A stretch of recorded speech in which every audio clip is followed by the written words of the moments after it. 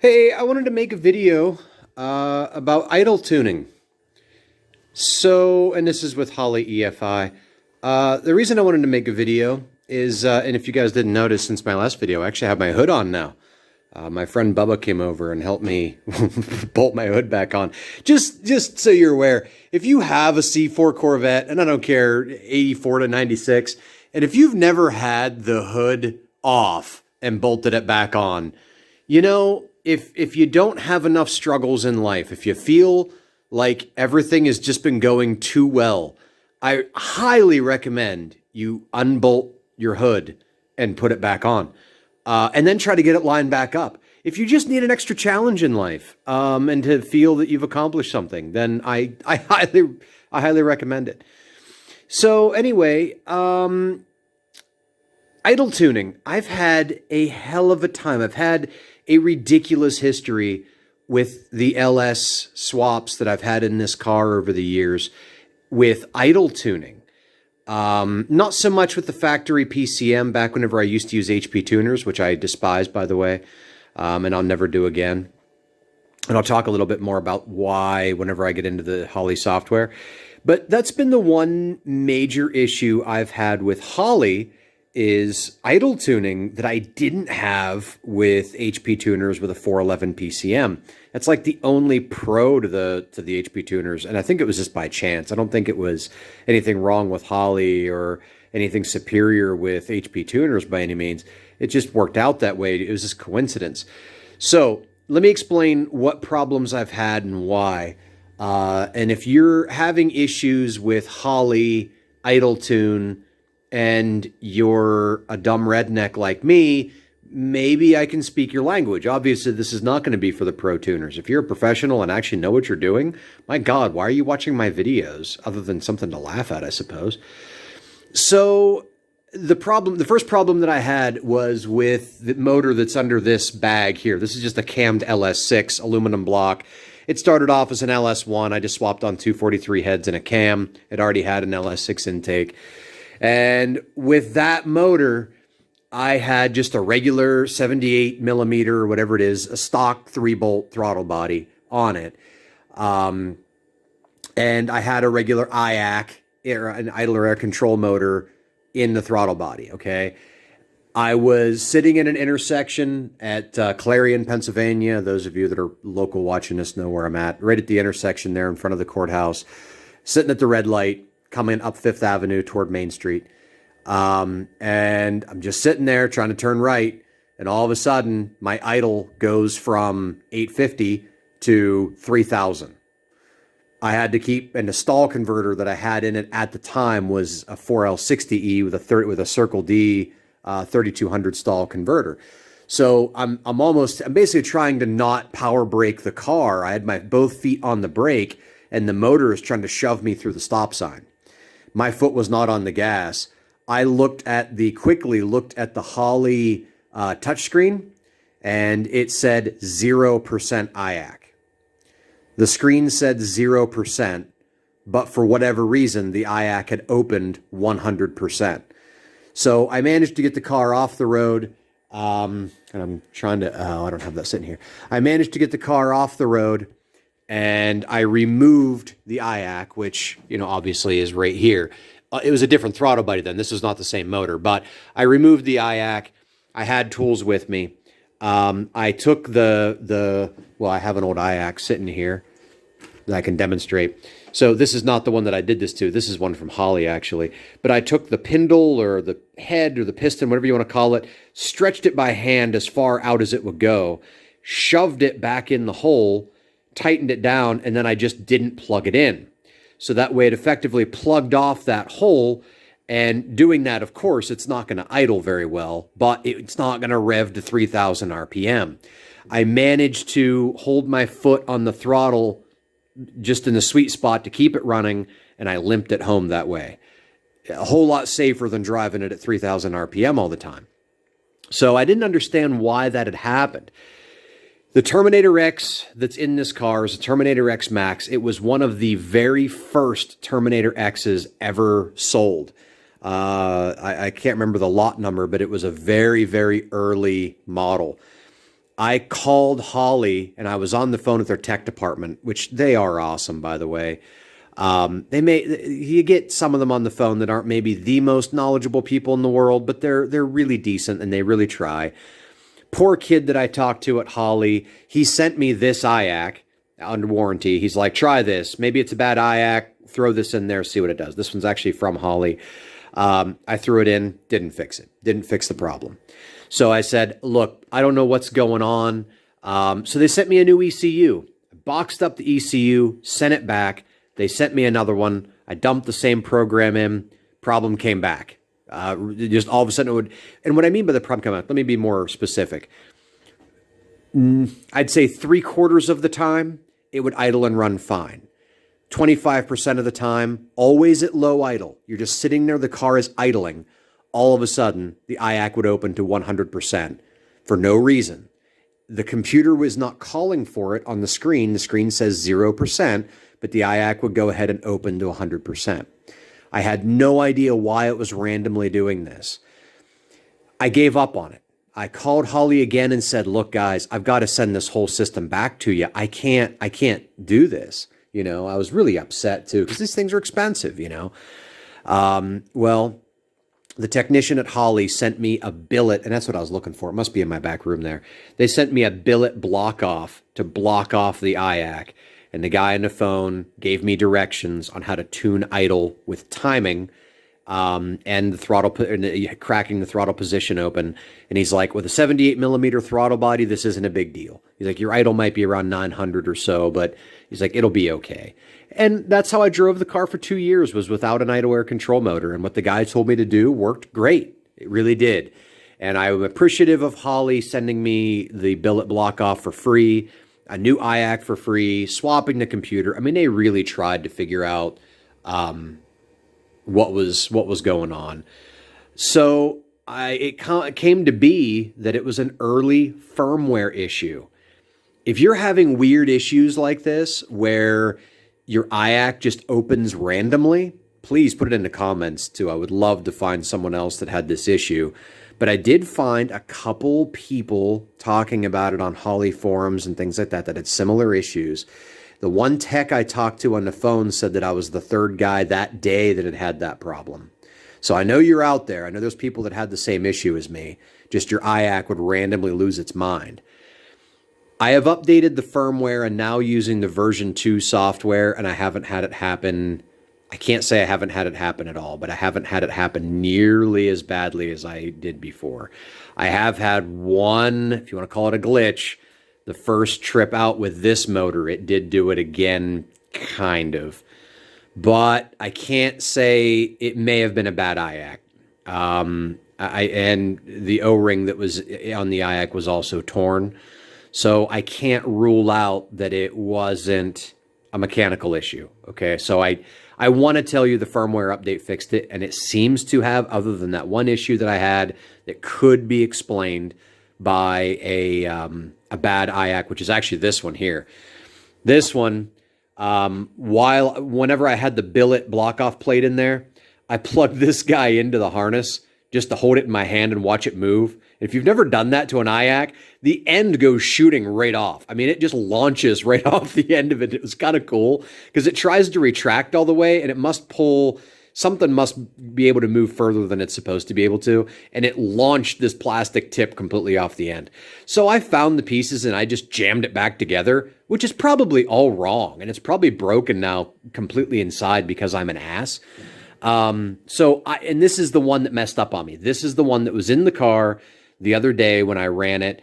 You can see I got the O-ring all jammed down in there in the wrong spot too. This was me playing around with the O-ring because the other one that was on it was torn. So I can explain this as possibly a defective part. So what I did, I ordered an actual AC Delco from Rock Auto. It was like $100. AC Delco, idler air control motor, and that's what's in it now. I will say this. If you're having idle problems with a Holley Terminator X, or really with anything, and you're trying, the first thing you want to do, buy an actual AC Delco Iac. Obviously, guys, I mean, if you've watched my other videos, you know I love cheap parts. I'll buy Chinese garbage anytime I can. But my God, the difference in idle quality and idle response with that AC Delco Iac was night and day. And what kills me about it, and like I said, this one could have been messed up because of me launching the end of it off. But if you see, and I don't know if it'll show up on the camera, it says made in Mexico on the back of this. Maybe you can see it. Might be upside down. I don't know. Yeah, you probably can't see it. On the back of this plug, it says made in Mexico. On the back of that AC Delco one, it also says made in Mexico, the exact same way.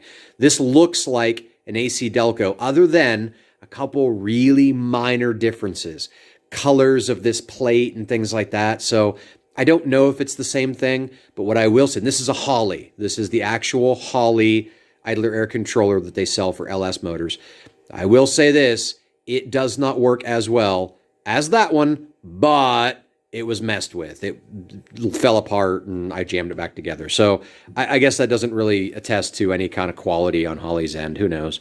But what I will say is a brand new one does work a lot better. So even with that in there, I have some idle problems. So what are my idle problems now? So once we're past that Iac losing its mind randomly issues, I updated the firmware and replaced the Iac. I think those problems are behind me. At least I hope they are. That wasn't the end of my idle woes. Now with this motor, the problem that I've had is, and if you saw my last video, one of my other videos, I talked about it too. This engine would start and run fine, but if you rev it, take your foot off the throttle, it will stall. And I tried a whole bunch of different settings and it kept doing it. Now, I'm going to play around with my video editing skills here. And here in a few minutes, I'm going to cut in a screen video with my audio, me talking about it, showing you what I did in Terminator X software to try to fix that. But the reason I was having, it's a little more difficult to tune the idle on this versus a motor with a different setup. For one, this is an LQ9. This is a 6-liter LQ9 stock bottom end with the flat top pistons. It has ported 799 heads on it, so it's rated just a hair under 11-to-1 compression. I've got the fast intake on it with 102 millimeter throttle body, and I've got Holley 76-pound injectors in it. So a couple things that, well, my battery's done charging. A couple things that make poor idle quality in this. One, the Holley injectors, they are kind of cheap, and they don't necessarily have the best idle quality. They seem to do really well for power and things like that, but they're the Terminator X injectors, those new ones they came out with. They're just Chinese injectors with Holley's name on them, but they do go through Holley's quality control, so I will gladly do that, and they carry Holley's warranty and all that. So, okay. They seem good enough, other than they're a little noisy. Mix that with the fact that 102 millimeter throttle body is enormous, and that intake manifold is way more intake than I need for this motor. This motor just has a Summit Stage 2 cam in it.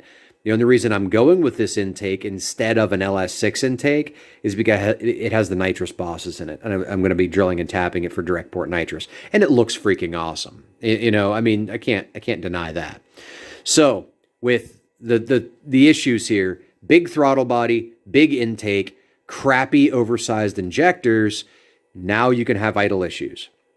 Okay, so what I'm going to do is I'm going to try my best here to splice in the video of me doing a screenshot, and we'll talk about what I did so we're going to kind of overcome some of the idle issues I was having. This is attempt number 2 to make this part of the video.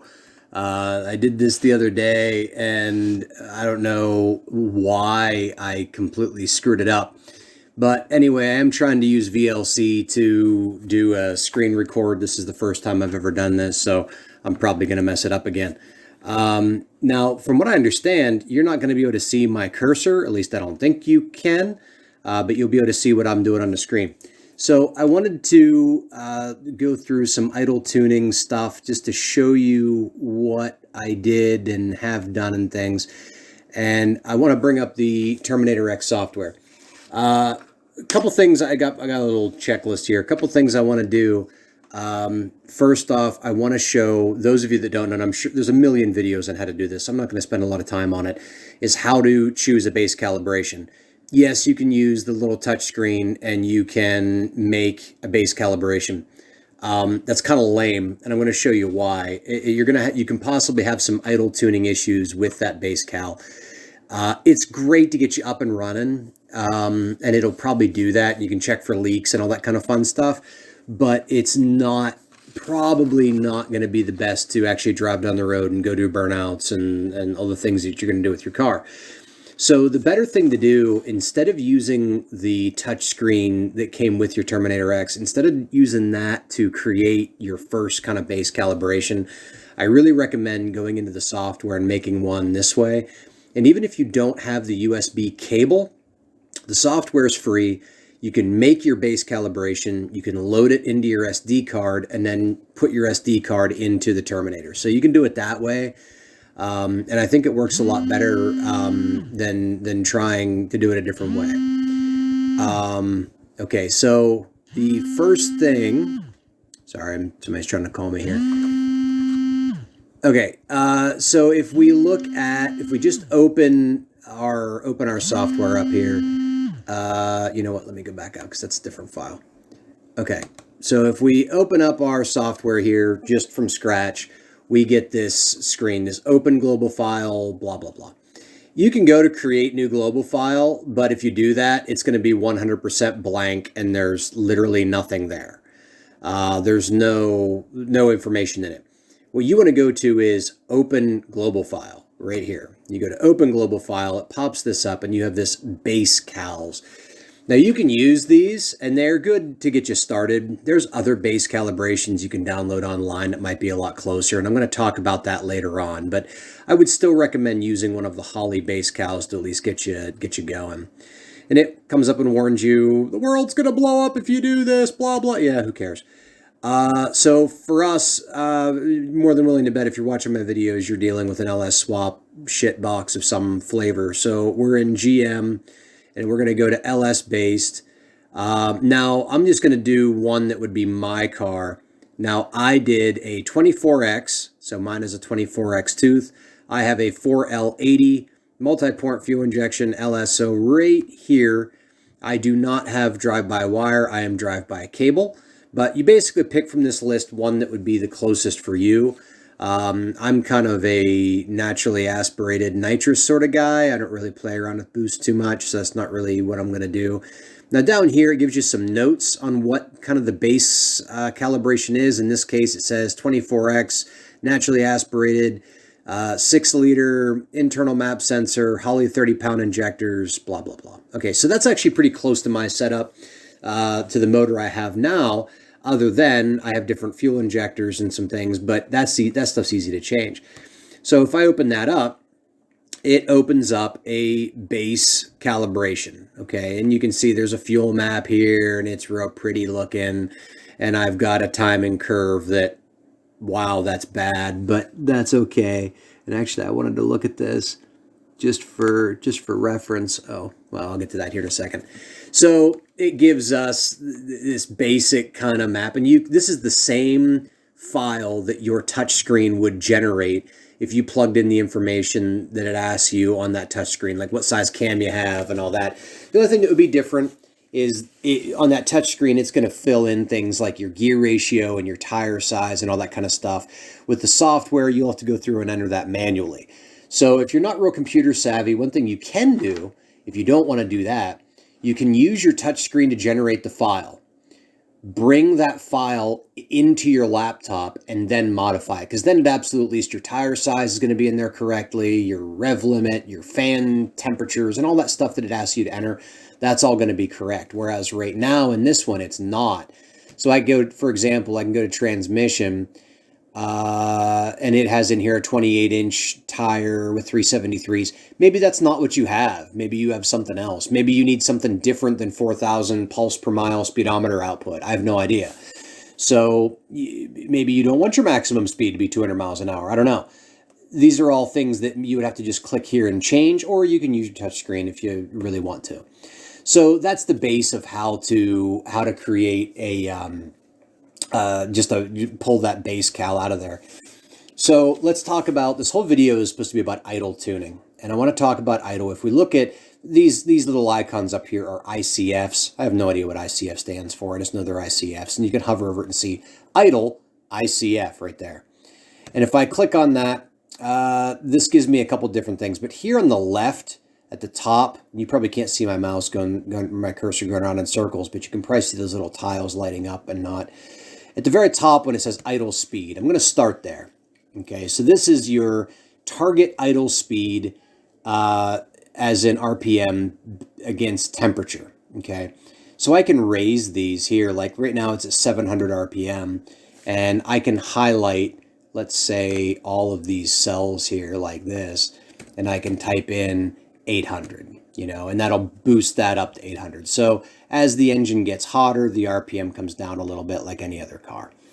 I'm going to talk about these Iac settings here, because this is where a lot of people get hung up, is in these Iac settings. You know what? I guess I'll get into this. Okay, so to kind of give you an idea of what this is, I'm going to try my best, the best way that I can explain this anyway. First off, every portion of this is in the Terminator X manual, but I don't feel that it does a very good job of explaining it. And there's a couple things that can get you into trouble here. First off, in this top corner here, this idle spark. I always have this enabled in a streetcar. What this does is this uses timing to help kind of control the idle so the car doesn't stall out on deceleration. And if you read the book, it does do a good job of explaining it, but it's just tough to kind of understand what they're talking about. I never remember which one's which, the P term or the D term, and I always have to look this up. One of them adjusts basically how frequently or how radically it's going to use timing to adjust idle, and the other one is how much timing it's going to add to adjust idle. You don't really have to mess with these too much, and even if you do, you have to change these pretty radically to make any difference. It seems like these are a percentage value. It's not like 40 degrees and 60 degrees or something like that. So the values themselves are kind of arbitrary, but as you raise them, I mean, you can really jack these numbers up, and it just starts to make a little bit of a difference. And you can play with these if you want to, but don't be afraid to bump these up or down. It's not going to make a big swing in your timing curve playing with these. But if you click this off like this, then it does make an enormous difference. So I don't recommend turning that off. Under your idle control over here in this corner, you of course want GM LSX, and Iac type is stepper. Now we get down to the part where you can get yourself into trouble. Your Iac ramp down percentage, okay, here, and then your RPM above idle to start ramp. Okay, so let's talk real briefly about what this is. Your Iac here by default is set to 40%. This setting does not work for me whatsoever on my engine. I had to increase this dramatically. So what this is when you are revving the engine, the Iac will open to this percentage of open. The higher the number, the more open it is. So this is, a little less than halfway open. This allows air to bypass into the engine, thus keeping RPM higher, okay? Similar to just holding your foot down on the throttle a certain percentage. And the reason they do this is at 40%, so that way when you take your foot off the gas, it still has some air that's bypassing, and it can wean the engine off of that so it doesn't just stall out all of a sudden. Well, this 5 seconds down here is how long it will take that to happen, for it to go down to a 0% or close to a 0% Iac. It's not just time, though. It's also based on RPM. So I have these two numbers, this 1000 RPM and this 50 RPM. So RPM above idle, let me click on this one again. RPM above idle to start ramp, and then the one below it is RPM above idle to re-enable idle control. You need to think of this like a window. Okay, so look at this top one. Think of you've revved the engine to, let's say, 2000 RPM. Let's say I have my target idle speed at 800, okay, which most people want them 800 to 900, somewhere in that ballpark when you have a cammed LS. So let's say 800. And my RPM above idle start ramp is 1000 RPM. So that means at 1800 RPM, that's the start of my window. And it's going to go down to 50 RPM above idle. So that would be 850. So from 850 to 1800 RPM is the window that it has 5 seconds to drop the Iac from 40% to 0. Okay, so now that kind of clears it up a little bit. We have this window of operation, we have this of RPM, and in that window it has so many seconds to drop that down. Now remember, your Iac is controlling the RPM. So as the Iac is open, it can delay how long it takes to get that RPM down to under 50 above idle. Okay, so that's the whole idea. A lot of this is preference, especially this number. I like that number being a little higher. It doesn't bother me at all. If you've got a stick shift car, you probably want that a little lower. It's going to make it a little easier to grab your next gear and so on and so forth. In an automatic car, you can probably keep that a little higher, especially with a big cammed motor, and it might help you out. So this is preference and something you've got to play with if you're, again, stick shift versus an automatic car. You're just going to have to play with it and see kind of where you like it. One place you can get in trouble if you're having idle issues, especially if you have a big throttle body, big intake, big cam, and you're having trouble where you rev the motor up and it stalls out like mine does or did, your tendency is to want to boost this number up, this Iac hold position. If you bump that up to 50, 60, 70%, something like that, that's allowing more air in. Here's the problem. This number, that window. So I want you to think about something for a second. If I boosted this number up to, let's say, 70%, just for a random kind of effect, let's say, what would happen if the Iac actually opened to 70%? What RPM would the engine be at?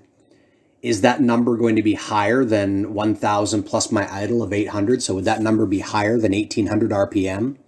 Probably. It'd probably be 1,900. So what that means is you've just created an impossible scenario for the computer that it can't overcome.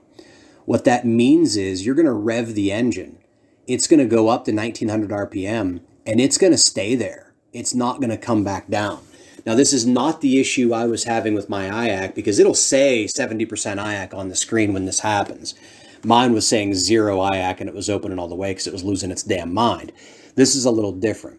So, and the Holley manual warns you right in there that this will happen. So the thing you have to understand is if you're having idle problems and you're trying to overcome it, if you boost up this number, you also have to boost this number. So that way you don't get this hanging RPM. If that happens to you, you're screwed. There's no no. You have to turn the engine off and turn the engine back on again. Did you try turning it off and turning it back on again? That was horrible of me. I shouldn't have done that. Anyway, you have to turn the engine off and then turn it back on again. And then that will force the ECU to start the sequence over, and you'll be back at square one. You'll be fine again until you rev it again, and then you're screwed. So you have to boost this number up. You have to put it up to a point where it would be so high that that would be higher than what it would be at. A simple test to find out where you're at with it, get it running warm idle, and then boost this number, this Iac hold percentage up, and see what the RPM is. Put it at 70%, and that will tell you what the value is, what the RPM is. Okay, so all that aside. Okay, so we're good there as far as understanding how to avoid that trap. Another thing that can really help is, well, like I said, your time here, how long it takes to decay that time, or how long it takes to ramp down the RPM once you take your foot off the throttle. Iac start position, this is literally when the engine is starting. Just how long does it hold the Iac open? Again, these two numbers here are purely preference, okay? And that's really about it. I want you to understand that these idle settings are not even 40% of what's needed to make it idle properly. Maybe 50%. Let's go 50%. I like that. That sounds better. There's a whole lot more to getting it to idle correctly than what's right here on this page. And a lot of that is because of timing. Now, I want you to take a look. This is the default Holley timing table right here. This thing is awful. And you can see your idle area is going to be right about here-ish, 12 degrees. 12 degrees. But yet, Holley has 26 degrees up top at wide open and only 38 at cruise. So these numbers are a little off, and you can see how harsh this is to go from 12 to 18 to 24 degrees timing so rapidly. This is going to cause surging and a lot of choppy nonsense going on in your timing curve, and it's going to make it idle like crap with 12 degrees of timing. So let me show you what I came up with on my timing curve. Yeah, okay. So this is my timing curve. And you can see this pocket right here. And this is what's running in the car right now. 19 degrees. It idles in this little pocket right here. You can see where it's 19 degrees. I only have about 24 degrees up top. Whenever I'm mashing on it, that's still pretty conservative. I do have a little more spicy at cruise here, about 40 degrees, just for a little efficiency cruising down the highway. This is still conservative, but I want you to look at something. Look what I have here in no man's land, 28 degrees of timing. I want you to think of tuning this table like a marble rolling around on a table. And when I tip the table to the right, the marble rolls to the right. When I tip it to the left, it rolls to the left. When I tip it up, when I tip it down, you get the idea. If I go to the 3D graph and I look at my timing table, thinking about it like a marble, you can see this trough right here. Actually, yeah, you can see this trough right here where I've highlighted where it's going to idle. I have this enormous wall at 600 RPM, 700 RPM that makes it so the marble can't roll off the table. This gives you this wall of timing, so if the engine starts to stall, it hits that and it can't go past it, at least not as easily. This was an enormous step in trying to fix the timing. And if you don't know how to change these, I mean, you literally just highlight these numbers and put them in. Sloppy Mechanics did an amazing video on how to set up a base timing table. If you've never watched his stuff, look up Sloppy Mechanics on YouTube. Look up base, I can't remember what he called it exactly, but base Holley Terminator timing tables. It's a long video, but man, did he do a good job. I followed his steps in making this timing table. Another thing you can do actually is you can go Sloppy Mechanics, and I should, you know what, I can bring that up here. He has a tune cabinet that you can take his tunes, copy them, and then use pieces of them. That's another one. And I have one of his tunes I'll pull up here in a second. And you can copy a timing table that might not be perfect for you, but it's at least closer than, you know, let's look at bring Holley's default one, better than this. I mean, I just want to look at this on a graph and see, oh my God, that's horrible. Look at this thing. It's like, I mean, you imagine that marble just bloop, you know, rolling right, right off. It's like a skateboard ramp at that point. You got no resistance there, so she's gonna stall. Okay, so that's a big part of it, is once you can get that timing figured out. Okay, so now I want to go on to fuel a little bit. Let's click on the fuel tab. And this is me. This is a work in progress here. This is not ironed out. What I want to do is go back to the default one that we created, this base cal that we went into from Holley. You see this nice, pretty fuel map they have here, and we can graph that, and it's this beautiful flat, well, not flat, but beautiful, smooth looking thing. And I'm going to tell you, for this engine combination, it's trash. Let me show you why. So, as you're well aware, the Holley Terminator X has self-learn, and that's probably why you bought it, right? You probably bought it because it has self-learn. And the self-learn does work, except it doesn't do anything for timing. It only affects fuel. It pulls or adds fuel based on your target air fuel ratio. You know what? Let's talk about target air fuel before we get into how to change this fuel table. And again, this is for idle. We're talking about for idle now. Target air fuel ratio table here on the fuel, this fuel box here, the fourth one down, target air fuel. It'll say simple. You're going to go down to 2D table. Okay. So you're in a 2D table, and you're going to see this is your idle here, 13.8 to 1. And then over here in cruise, they've got it all the way down to a 14.7. I wipe this whole thing out and put it at like a 14.1, 14.2, sometimes just a 14. And what I mean by, I don't mean the whole table. I mean, I will highlight this whole thing like this. And then you right click and then, no, wait, no, I don't. Yeah, I do. No, I don't. I'm just going to, damn it. Offset selected, 14 point, let's go 14.1. Boom. Oh, you know what? That didn't work at all, did it?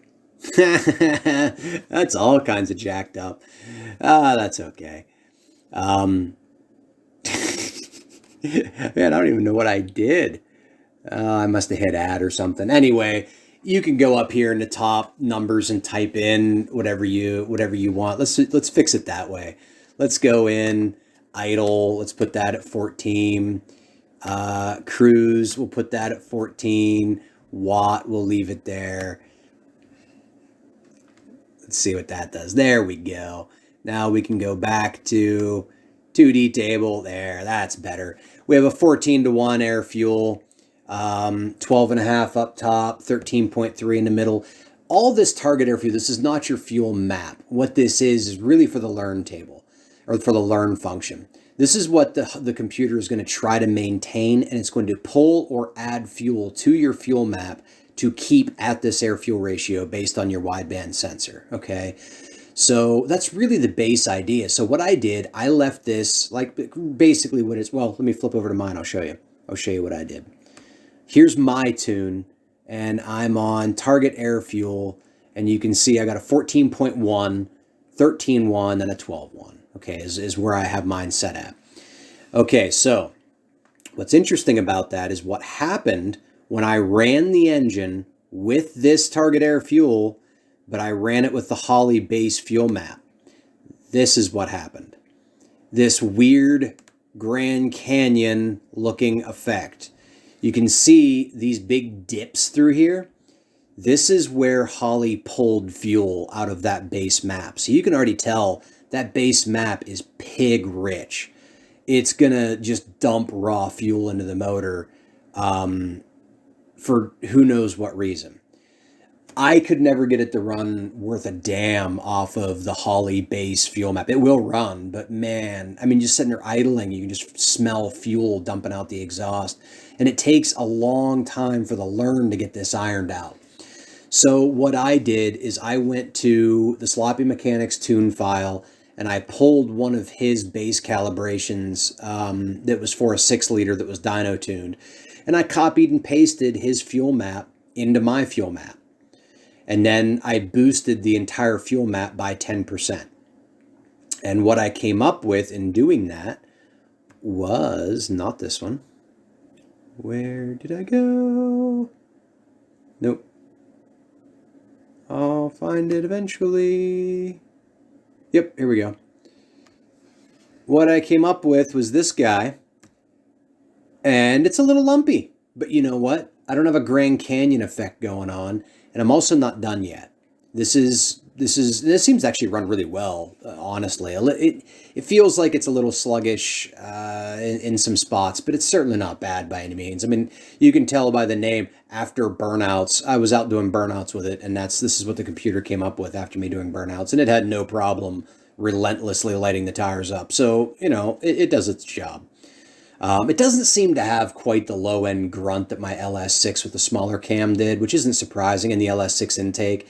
That fast 102 and that bigger Summit Stage 2 cam really took a little of the low end out of it. You can feel it, and I haven't wound it out yet. I really haven't. I mean, if you look at my data logs, I think $4,000 is as high as I've taken it. So I'm not even really in the power band yet. I'm still babying it, trying to figure it out. Well, actually, that's not true. I probably had it over $4,000 doing burnouts and didn't realize it, but I haven't consciously taken it over $4,000.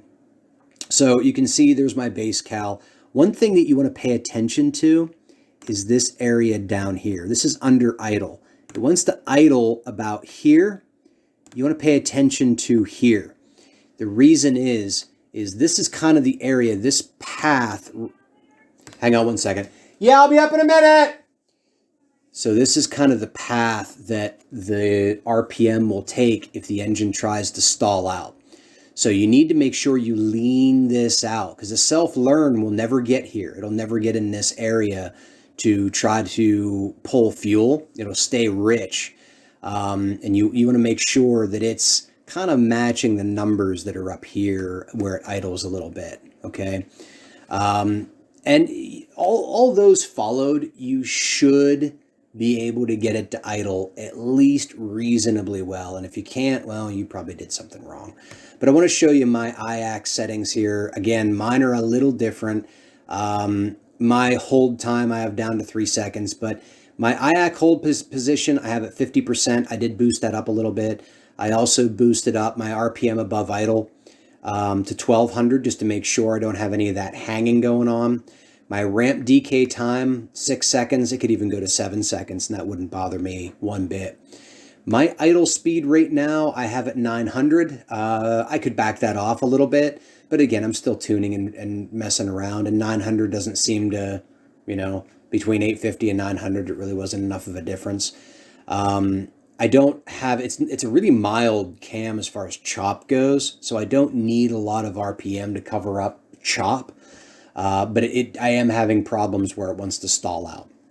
The bigger Summit cams, for whatever reason, they are a little tricky for idle tuning. I don't understand why, but everywhere else, as far as actually driving the car, they have really good street manners. So if you get one of these, other than occasionally stalling out at a stoplight in the beginning when you're getting it tuned and stuff, other than that, I mean, just driving down the street and everything, it almost, it really feels like a much more mild cam than what it is. I mean, this thing's got 600 lift and a 238 duration or whatever. I can't remember the cam specs right now.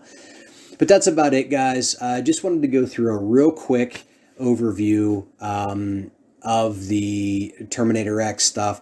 Oh, and I did want to show real quick how to cut and paste values in.